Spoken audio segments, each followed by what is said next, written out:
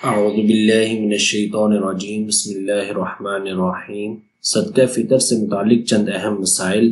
جو مسلمان اتنا مالدار ہو کہ اس پر زکوٰۃ واجب ہو یا زکوٰۃ واجب نہ ہو، لیکن قرض اور ضروری اسباب اور استعمال کی اشیاء سے زائد اس کے پاس اتنی قیمت یا مال یا اس کی ملکیت میں اتنی دولت ہو جس کی مالیت 52.5 تولے چاندی کی قیمت کے برابر یا اس سے زائد ہو جائے، تو عید الفطر کے دن اس پر صدقہ دینا واجب ہے، اور اسی صدقہ کو صدقہ فطر کہتے ہیں۔ جس طرح مالدار ہونے کی صورت میں مردوں پر صدقہ فطر ادا کرنا واجب ہے، اسی طرح اگر عورت صاحب نصاب ہو یا اس کی ملکیت میں قرض اور ضروری اسباب سے زائد اتنی قیمت کا مال یا کوئی دولت جس کی قیمت 52.5 تولہ چاندی کی قیمت کے برابر یا اس سے زائد ہو جائے، تو اس پر بھی صدقہ فطر ادا کرنا واجب ہے۔ اگر شوہر ادا کر دے اور بیوی کو بتا دے یا اس کی اجازت سے ادا کر دے تو صدقہ فطر ادا ہو جائے گا۔ مالدار عورت پر اپنا صدقہ فطر ادا کرنا تو واجب ہے، لیکن اس پر کسی اور کی طرف سے صدقہ فطر ادا کرنا واجب نہیں، یعنی بچوں کی طرف سے، ماں باپ کی طرف سے یا شوہر کی طرف سے عورت پر صدقہ فطر ادا کرنا واجب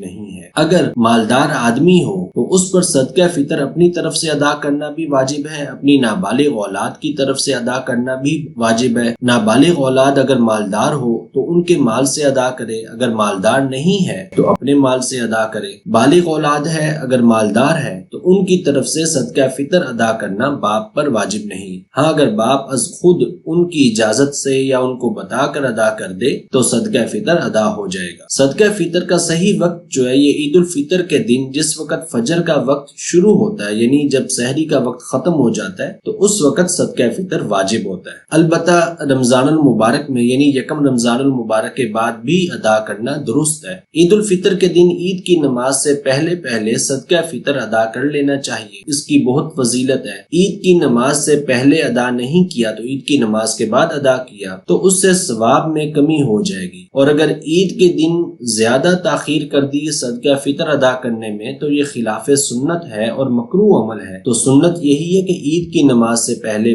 ادا کر دیں۔ اور ایک حدیث مبارکہ میں ہے، حضرت عبداللہ بن عباس رضی اللہ تعالیٰ عنہ سے مروی ہے کہ حضور نبی اکرم صلی اللہ علیہ وآلہ وسلم نے روزوں کو فضولیات کے اثرات سے پاک صاف کرنے کے لیے اور مسکینوں اور محتاجوں کے کھانے کا بندوبست کرنے کے لیے صدقہ فطر کو واجب قرار دیا۔ تو اس حدیث مبارکہ کے مطابق صدقہ فطر کی 2 حکمتیں اور اس کے 2 خاص فوائد ہمارے سامنے آتے ہیں۔ ایک یہ کہ مسلمانوں کے جشن اور مسرت کے دن یعنی عید الفطر کے دن صدقہ فطر کے ذریعے سے یعنی فطرانہ کے ذریعے سے محتاجوں اور مسکینوں کی بھی شکم سیری ہو جاتی ہے، ان کی دل جوئی ہو جاتی ہے۔ اور دوسرا یہ کہ زبان کی بے احتیاطیوں اور بے باکیوں کی وجہ سے روزے پر جو برے اثرات پڑتے ہیں تو یہ صدقہ فطر ان کی طرف سے کفارہ اور فدیہ ہو جاتا ہے۔ اللہ تبارک و تعالیٰ کی بارگاہ میں دعا ہے کہ اللہ تبارک و تعالیٰ ہمیں نبی کریم علیہ الصلوۃ والسلام کی تعلیمات پر عمل کرنے کی توفیق عطا فرمائے، آمین۔